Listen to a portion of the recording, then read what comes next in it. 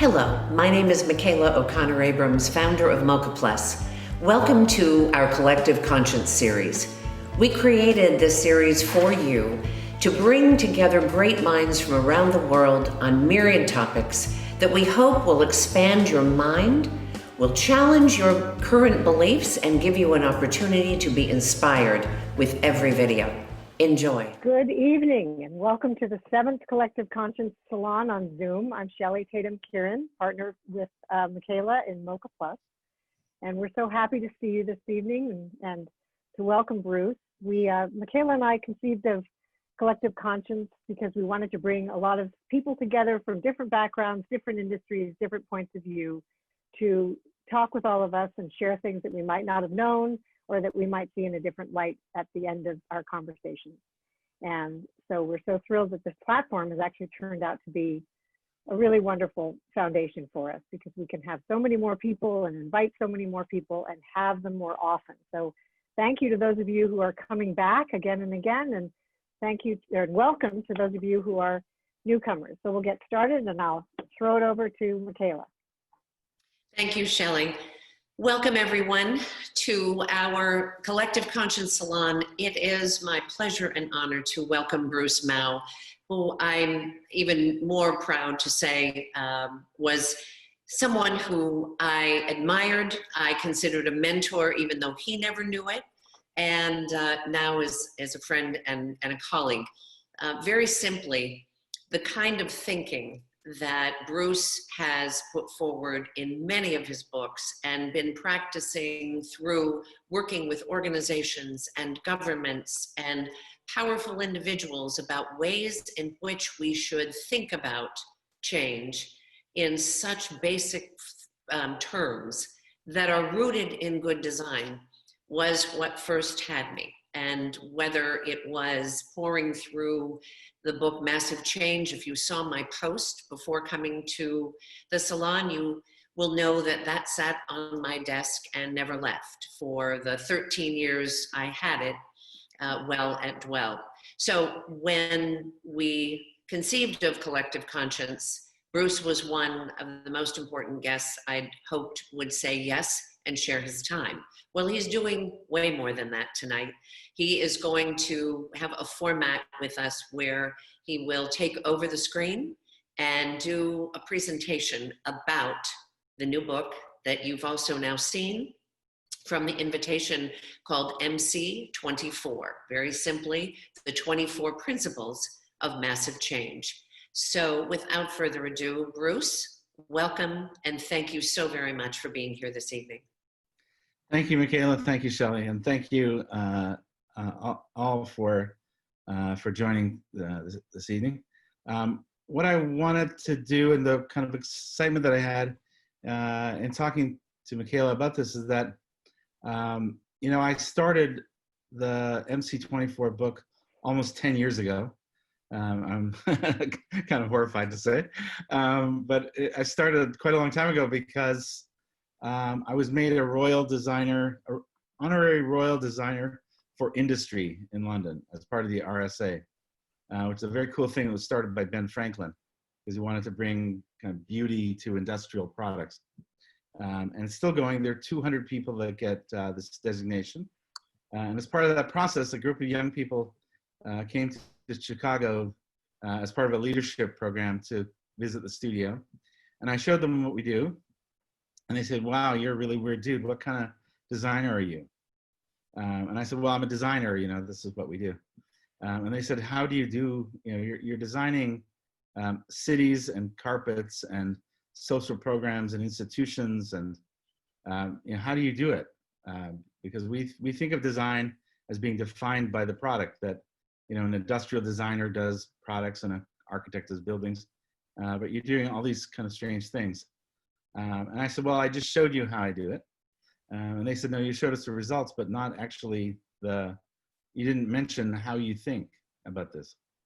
And I realized that I actually didn't have a good answer. I really didn't know how we did it, that we had just, over a 25-year period, evolved a methodology and a practice around doing that. And so I began to think maybe that's not a good answer. I don't know. and that I should figure out what are the ideas, what are the kind of core principles that really help us to make this kind of work in this new era, in this new time. And so we started that work, and it took a couple of years, and now I have a book coming out in July called the MC24. And this is the book. Now, this is actually only the cover of the book. I still have to fill it up, but it will be filled by July. And what I realized when the pandemic broke is that, wow, we really need to get these out right away. That we can't really wait to July. That we should really start talking about, you know, how this works. So that's what I'm going to do tonight. I'm going to share some of the kind of journey and the thinking behind that. And I'm really thankful that you're all able to join. So I'm going to start here, and you should be able to see the presentation and me if you press on the speaker view. And really, it's that concept of, you know, what we're going to talk about is now more than ever that we have, you know, in this kind of time of massive change, we have a really extraordinary opportunity to kind of think about how we live and work. That in more than at any time in my lifetime, those are open questions. That suddenly things that were really locked are open, and that I think is a very, very exciting opportunity. So I start with this extraordinary quotation by Wangari Maathai. In the course of history, there comes a time when humanity is called to shift to a new level of consciousness, to reach a higher moral ground. A time when we have to shed our fear and give hope to each other. That time is now. And that comes from the chapter in the book that is about fact-based optimism that we're going to go through, we're going to look at tonight. But that concept that we, you know, there are certain moments when we are called to our highest possibility is really kind of central to the MC24 and the concept of this way of thinking about design. So the book, as I mentioned, is coming out in July 1st. If you want to pre-order, you can go to buymc24.com. And we're going to be doing a series of these sessions over the next few months. So we are in this moment where we're able to really think about redesigning everything. And I want to share with you the first, you know, the opening page of the book, the opening page of the introduction. And this was written before the pandemic and before the kind of crisis that we're now in. And I have to say that when it really hit, because it hit a few weeks after I put the book to, you know, sent the book to press. And I was really thinking, gosh, I'm going to look like an idiot. This book is so optimistic. It's going to be really tough. And I called the publisher and said, look, I really have to rewrite some of the book. And they said, absolutely not. First of all, it's at the bindery, it's printed. But secondly, we think it's exactly what we need. So I said, look, I'm going to write an essay about whether or not the MC24 applies to the pandemic. And then I'll know, I'll see. And I did that and realized, okay, this is actually, I think it's going to work. But this kind of condition, this is where we are, that practically everything we do today needs to change. We're still doing most things as if we own nature and have unlimited resources. We work as if waste is not a problem. We treat nature like a pantry and a toilet. We think short-term, party like there's no tomorrow, and pass the check to future generations. We dump problems we can't solve into places we can't see, and many of our solutions create more problems than they correct. Things got to change now.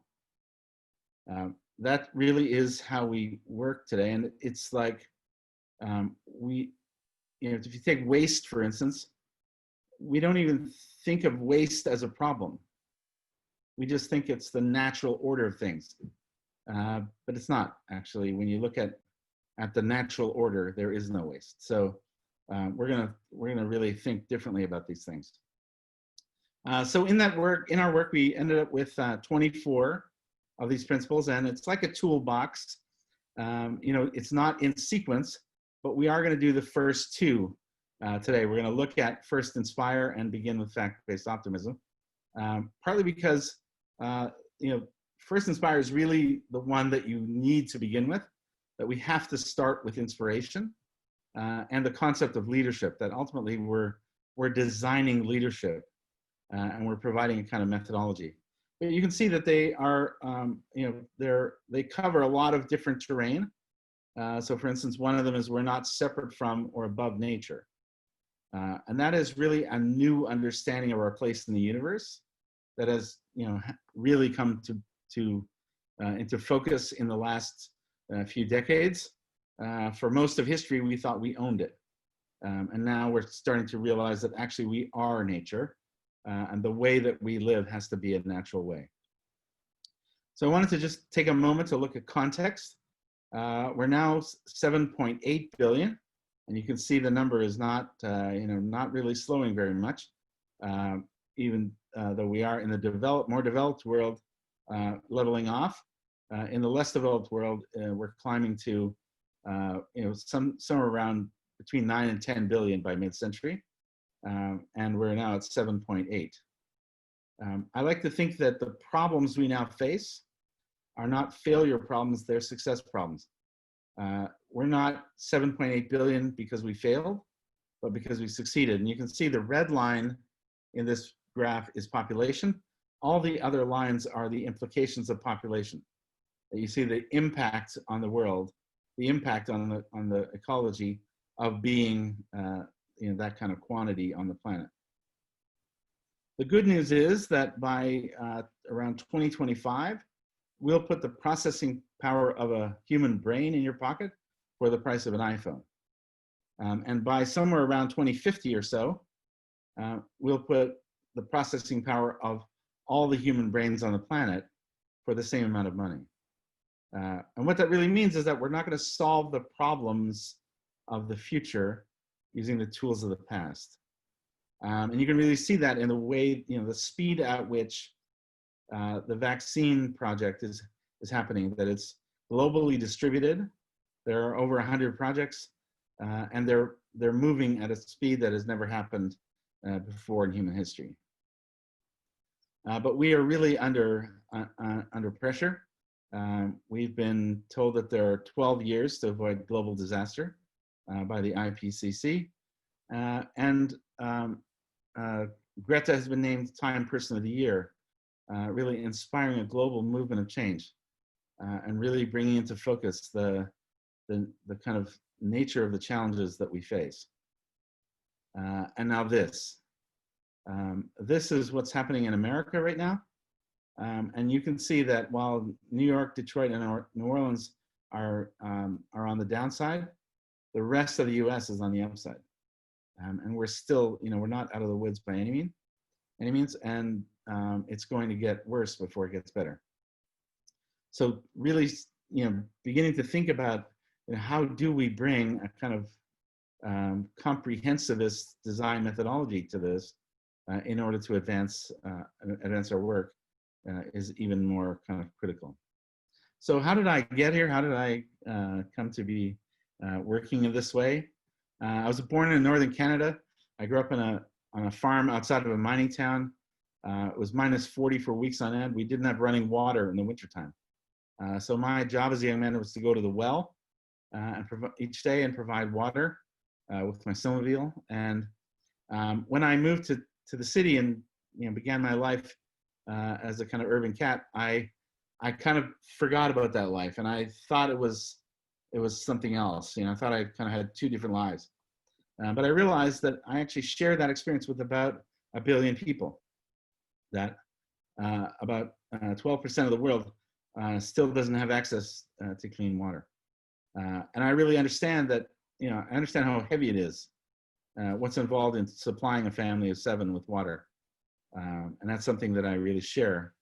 And it really, you realize that it becomes, the kind of empathy of that experience becomes central to the work that I do. This is the farm where I grew up. We had the last farm on the left. And behind our house, you know, you could you could see Russia from my porch. Behind our house was kind of endless northern forest. This is the kind of context in which I grew up. You can imagine that design was not a big area of discussion. But nonetheless, I became a designer quite by accident. I love putting words and images together, words and ideas. Images and ideas, and I just kind of, that turns out is graphic design, and it became a kind of real love of my life. This is the first book that I ever did on the contemporary city, and it really was thinking about the object as a kind of experience or performance, and thinking about the city in a cross-disciplinary way that became more and more a part of my practice. Over the years, I've done about 260 books, designed or authored or co-authored, and books have become a real kind of passion and quite extraordinary area of work for me. I became an author, again, really by accident. I didn't sort of think of myself as an author, but I realized that I had to do research. I saw the computer coming, as I started work before the computer was introduced to the workplace. And I saw that it was going to change everything because typography was one of the first applications of computing, and it really wiped out a culture of craft and artistry and replaced it with technology. And I wanted to really understand that, so I began doing research. And to do the research, I had to write, and in the process, I became an author. This is one of the first texts that I ever published, called An Incomplete Manifesto for Growth.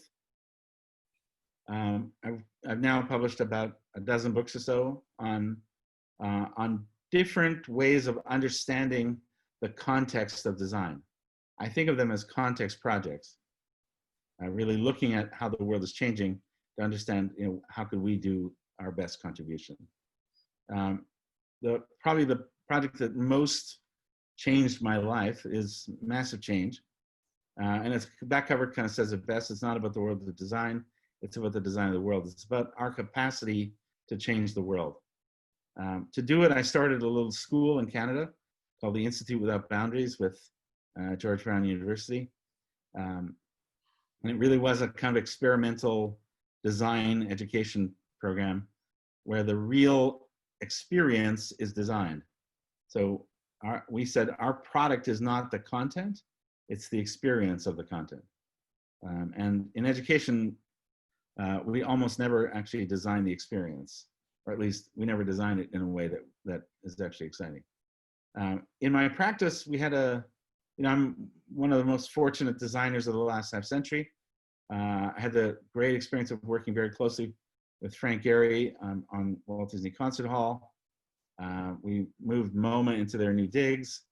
And in that work, and all that work up until that time, I saw what was happening in design, where design was changing from what it looks like to what it does.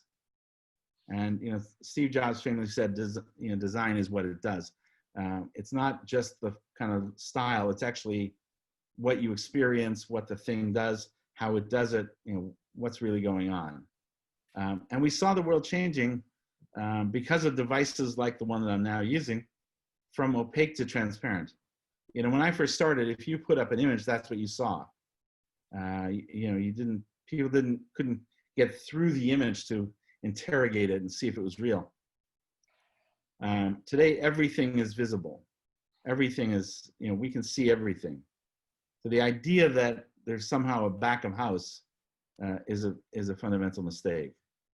And what we saw was that design was moving from visual form to what we call enterprise design, and ultimately to life-centered design. And this is really where we're working on now, and what I want to, some of what I want to share with you. It's really thinking of not about human-centered, not putting us at the center, but putting life at the center and going to that as part of nature, as part of life, and having the humility to actually see ourselves in that context. So that led to a very different kind of work, really thinking holistically about projects. I worked with REM on reinventing the library system in Seattle. I did a project to reinvent, to redesign MOCA. And if you had told me down at the well, you should really pay attention because you're going to have to design MOCA, I would have said, you're cracked. That's not going to happen. But it is what happened. And it really led to some extraordinary commissions, including the design of a post-oil economy city, sustainable city for Saudi Arabia. And this is a project that I did with Frank Gehry. It's a new Museum of Biodiversity in Panama City. So all of that, in all of that work, what we realized was that design was fundamentally changing its place in the order of things, and that it was taking on a new set of responsibilities. And when I first did this diagram, people said, "Bruce, you're a megalomaniac. You just want to control everything." But the concept here is that on the left is the old order of things, the kind of natural way, and on the right is the new condition. And the old way is design is a subset of business. Business happens in a cultural envelope, and culture happens in the natural context. But what we see today is that, in fact, business, culture, and even nature are design projects. We're designing them. And if you listen to our colloquial language, you'll hear that we actually use the word design more intelligently colloquially than we do professionally. So you see that, in fact, nature is now our design problem. And the pandemic is a great example. That is nature running wild, and people everywhere around the world are working to design a way of designing that nature so that we can kind of put it into a track. And that means that we have a new set of responsibilities that really fundamentally changes the remit of design and the kind of conversation that we need to have. So the question then is, are there principles that we can apply if we think about that new concept? Are there principles that work, that help us to do it? And the good news is that the answer is yes. And we've done the work to kind of try to define those and to help people get access to them, to be able to say, okay, this is my toolkit. I can actually reach in, pick up a tool and apply it and start to work in a new way. And what we've done in the book is really to say, here's the concept. Let's break it down into 5 or 6 kind of sub concepts, and then let's look at a kind of exercise or application that we can see how this actually works. And that's really what we want to do. What we want to do today. So the first is first inspire. Design is leadership. Lead by design. And I'm going to take you through that quickly. It's the first for a reason, because we really have to take responsibility for inspiration. We don't leave it to chance. It's not a side effect. It's our first responsibility. It defines our way of working. It's the engine of change. While there, as I mentioned, it's not a linear sequence. We start here because it's critically important to accomplishing what we're trying to do. We can't make people change. We don't have the authority to force change, but we can inspire change. And that's really what we have to do. The same applies to everyone else. The CEO can't make their people change. You can't demand change of your coworkers, your family. The only way to make real change is to inspire, to show them a future more exciting than their past, and to inspire them to work together on that journey. We all have the power to change, the power to inspire. We need to, first of all, be open to possibility, to declare your purpose and ideals. And this is where a kind of declaration is really critically important, that we have to actually make the declaration and then measure against that declaration, measure against our manifesto. So this concept of design as leadership means that we have the power to envision a future and systematically execute the vision. And in my mind, that's the best definition that we have of leadership. You can't get there if people don't go with you. So I want to take a look at a few manifestos that are really some of my favorites in my own experience and also out in the world. The Incomplete Manifesto is one. And I just grabbed a few examples of projects that have been done based on the manifesto. Allow events to change you, capture accidents, the wrong answer is the right answer, in search of a different question, read only left-hand pages, love your experiment as you would an ugly child. Number 17 is intentionally left blank. Allow space for the ideas you haven't had yet and for the ideas of others. And number 43, the last one, is power to the people.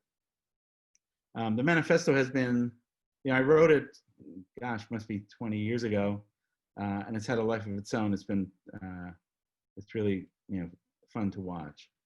The Massive Change Project itself was a manifesto, and you can see in each of the galleries, it starts from a very bold statement.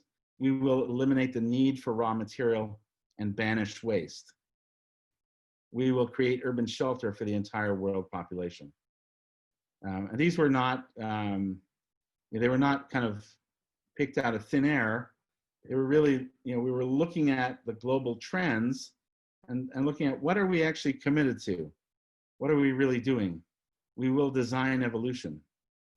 We are in the process of doing that. We're taking responsibility for our future. And in the end, what we saw was that what we're really doing is redesigning wealth, redesigning new forms of wealth. There's capital, of course, but now we have wealth of mobility, wealth of information, wealth of access. I mean, we're really creating new kinds of currencies that have never existed before. And I wanted to share you this work that we did with Michael Crow. He developed a manifesto for the new American University with what he called 8 design imperatives. And when I went down to see him, and after I left, his office called and said, Michael wants you to raise $1 billion. I said, I think you have the wrong number. And they said, well, Michael really wants to know how you would do that for the university. And I said, look, what I would do is organize the whole university around purpose. Organize the university around the great challenges we have, because that will drive learning in a way that has never happened before. And when we did the presentation for the Board of Regents, Michael went before me, and he said, what's the best predictor of SAT scores in America? He asked the regents and the governors of the university, and he said, well, the sad truth is that it's zip code. That zip code predicts a child's SAT score better than any other number, any other data point. And he said that really is a function of wealth, and in America, that's a function of race. And that's not an America I'm willing to accept. And at that moment, I shouted out, Michael Crow for president, which I think about almost every day these days. But I'll just share you this short video that we did to launch the program. It was called The Challenges Ahead. And it basically inspired a university of 65,000 students to take on the great challenges that we now face.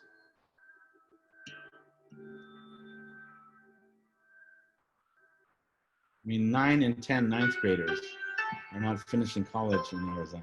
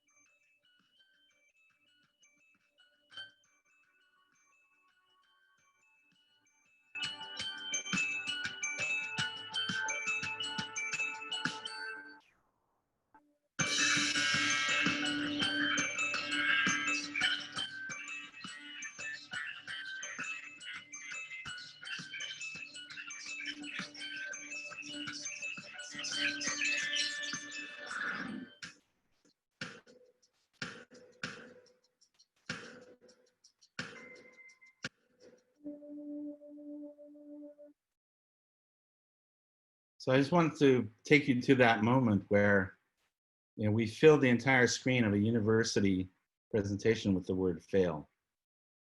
Fail, learn, fail again, learn more, succeed. That's the design methodology. We had a mandate to raise $1 billion. We ended up raising 10 billion. When we got involved, ASU was the #1 party school in America. It's now the #1 school for innovation for the last 3 years, and the #5 for student impact. It's really been a kind of extraordinary transformation.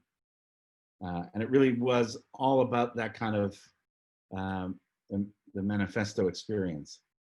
And this is a beautiful manifesto that I found from my friend Stephanie Pace Marshall.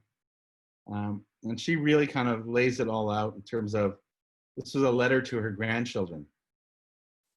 It's one of the most beautiful manifestos I've ever seen, that really kind of tells you what you need to do in your life, and how to conduct yourselves as a citizen.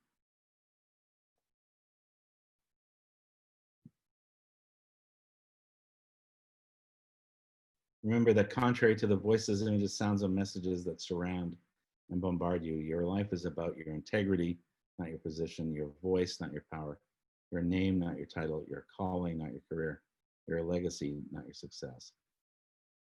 So what I'd like you to do now is really take a few minutes and write your own manifesto. And I'm going to set a timer for 3 minutes. And then when that's done, we can chat.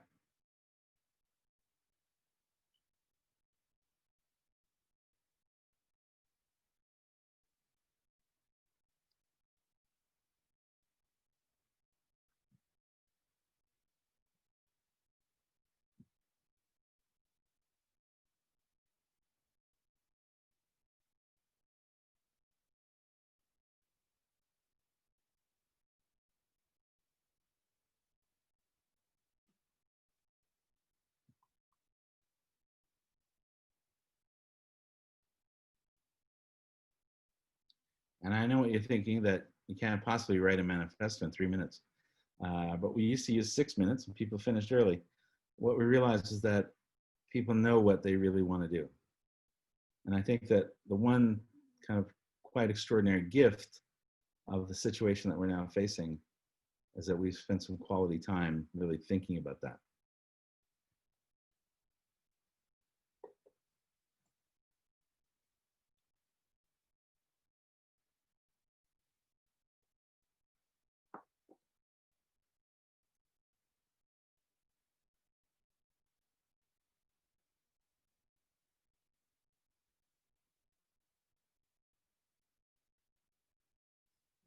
That's 1.5 minutes.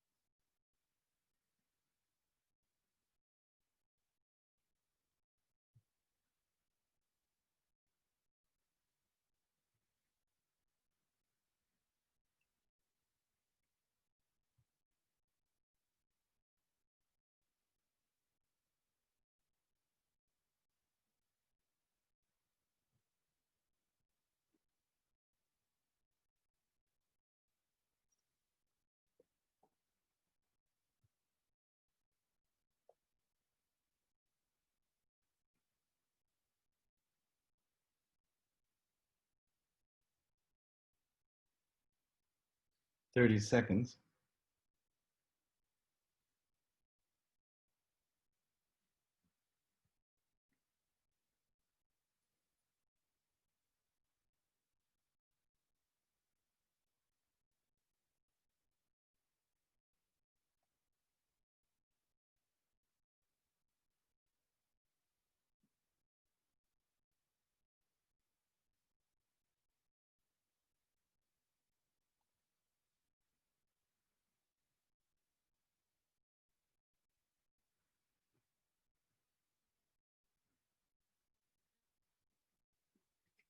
So, would anyone want to volunteer to share their manifesto?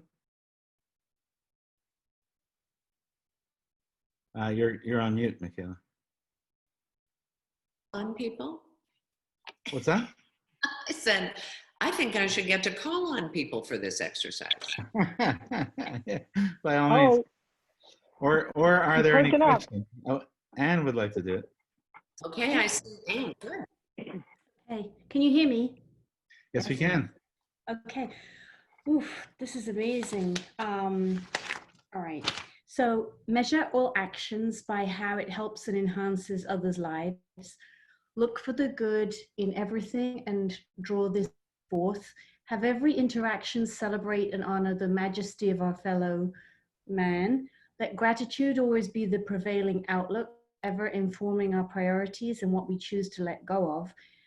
Practice empathy, stay simple and honest, and live accountable lives. Do good by everyone we encounter in business, leave them better. Beautiful. Beautiful. You did that in 3 minutes? I know. Yes, who knew? Look, here, it's my chicken school. Not surprised.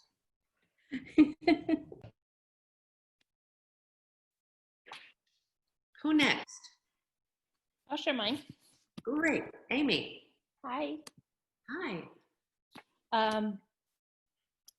Be good, think bigger, leave the world better than you found it through 1,000 acts of kindness, through the launching of amazing humans, through a job well done every single day, through the gifts of optimism and presence and intelligence and curiosity, model grace and gratitude. Beautiful. I mean, what I've been doing this for years. I love this session because it reaffirms how beautiful people are. And what I find, when we do this in organizations, people discover the beauty that's sitting right next to them. And they don't realize that, Joe in shipping is a poet. And it's like, oh my God, it's incredible. Who next? Couple more. Oh, great. Oh, go off mute. There we go. I'll do mine.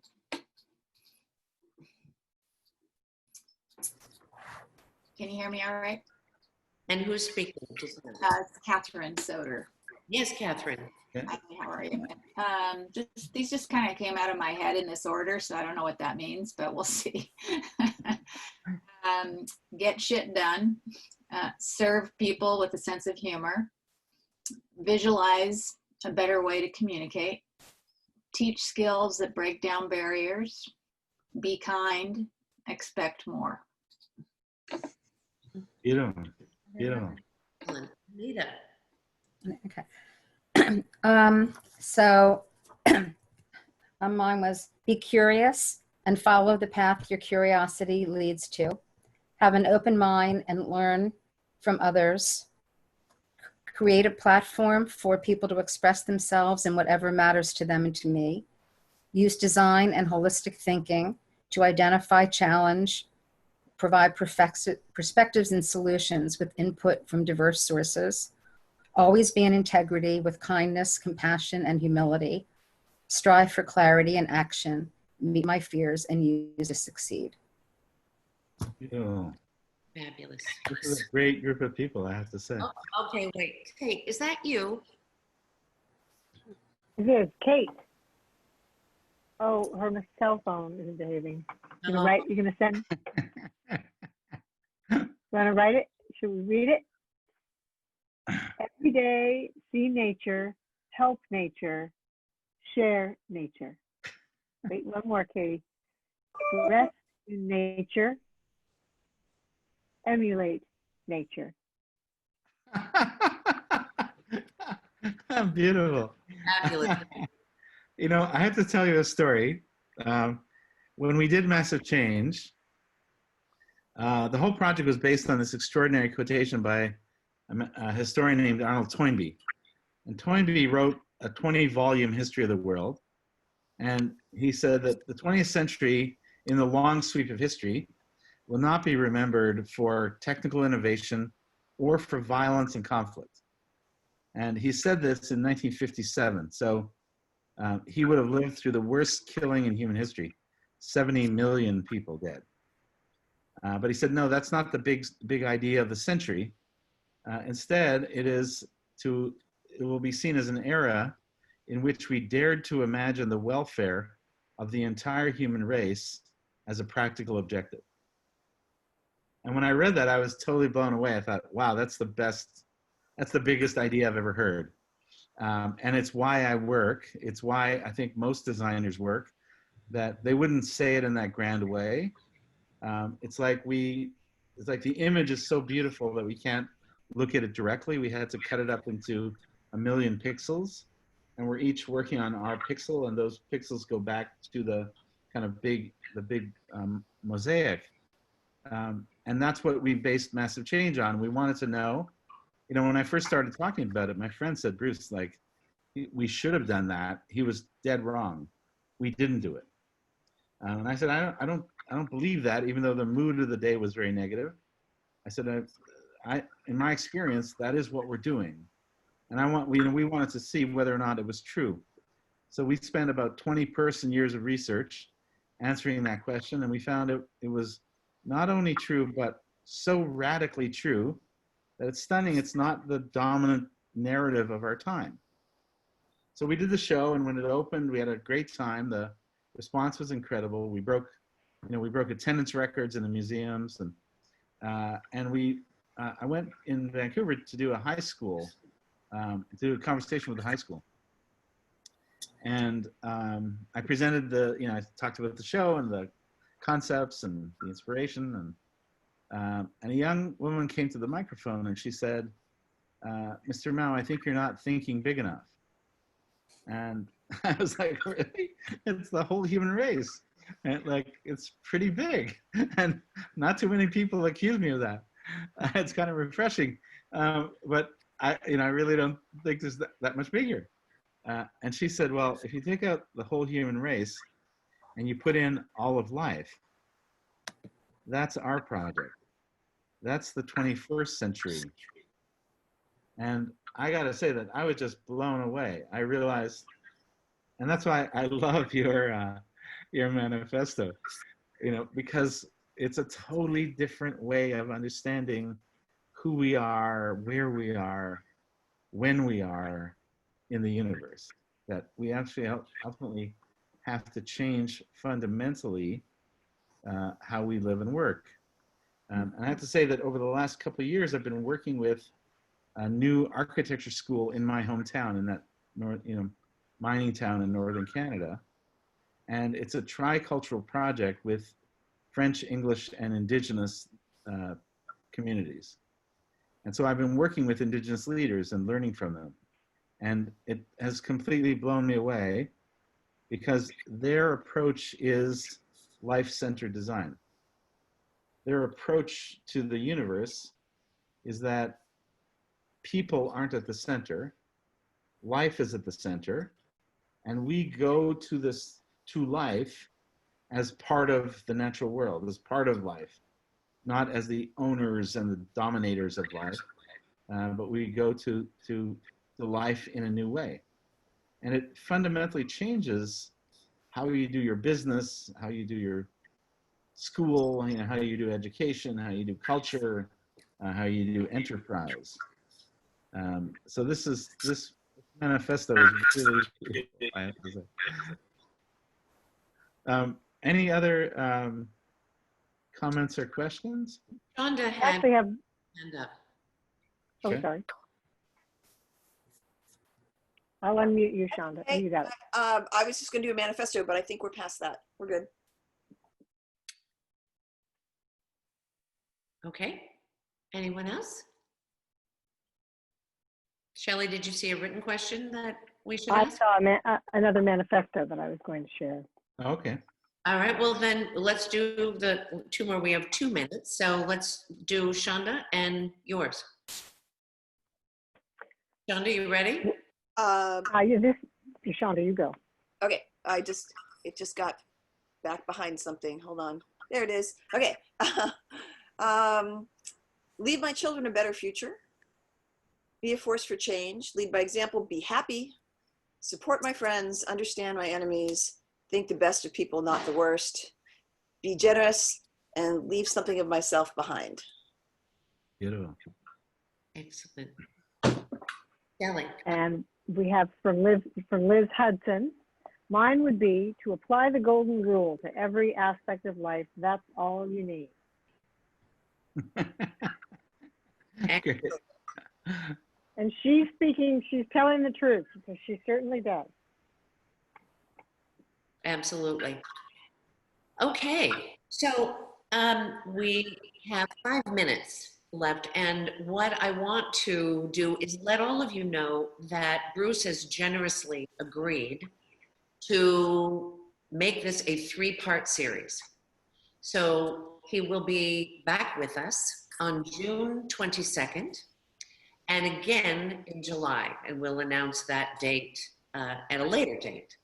But I hope what you have been able to experience, because perhaps this is your first introduction to Bruce and to the principles and to any of his work, that you continue to think about this, because the basics of it, as I feel is so clear this evening, is not steeped in professorial lingo or scientific jargon that doesn't feel like each of us can practice this. And that's what I have always felt is so impactful about Bruce's work, that it is thinking about some of the most basic ways in which we function and we live, and then turning that around and looking at all the possibilities and ways in which we can better what we do. And probably the best part of the beginning of it, Bruce, was when you said that you added now more than ever to the first page of MC24 that you had written and sent off to the printer long before this pandemic started. And it made you feel like, oh no.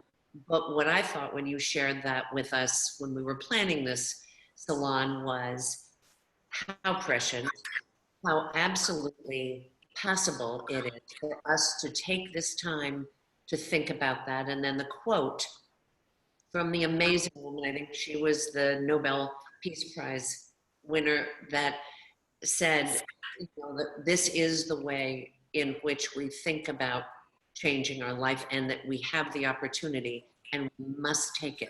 And the we isn't some higher power, whether it is somebody smarter or it's a government. It really is in our hands. So to me, that's the most optimistic piece of this. And if you have a last thought to share with us, Bruce, before we close and prepare for part 2.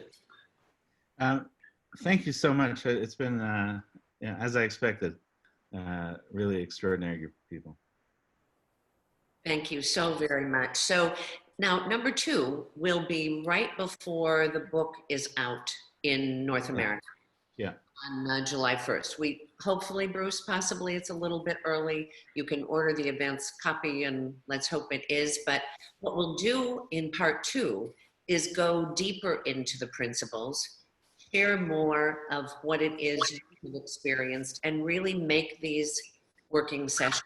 And then when we get to July, you will have already had your book, or you'll be sharing it with a friend who already ordered it, and it's something you want to do together to review the principles and share thoughts and ideas. And again, especially in the times in which we're living and the extraordinary opportunity that this pandemic gives us, using design as a foundation and these principles as a map. Thank you so very much, everyone, for joining us. Before we go, a couple of notes. I put in the chat where you can buy Bruce's book, which is mc24.com. Bruce, do you have what social handle would you prefer that people follow you? Is it at Bruce Mao, at Real Bruce Mao? It's yeah, Real Bruce Mao. Real Bruce Mao, and we are MOCA Plus SF. So you can follow both of us for more information. Thank you. Thank you, everyone. Have a Thank Thanks, you. Bruce. Thank you. Good night, everyone. Thanks for coming. Organizing this. Take care. Thank you so much. Uh, Bye-bye.